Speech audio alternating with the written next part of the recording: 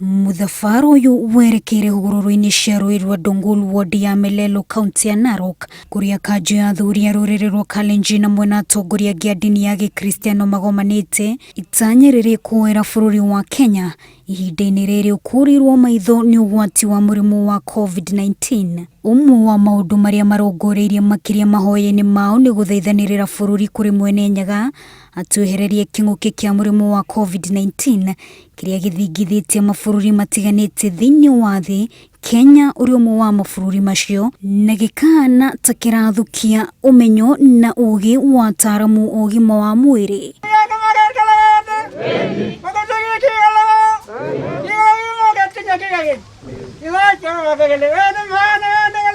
Tumechisanyika hapa kama wazee na wakina mama kwa hii mto inaitwa Ndamuru ili tuombe kwa ajili ya hii ugonjwa imekuja karibu waangamize dunia.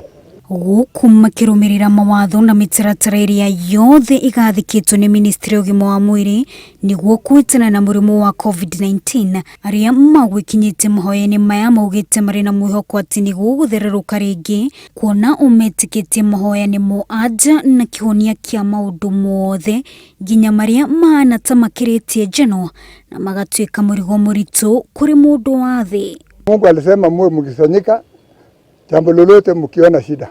Tumeamini hii ugonjwa kutoka leo imeondoka kwa Kenya yetu, imeondoka kwa dunia mzima.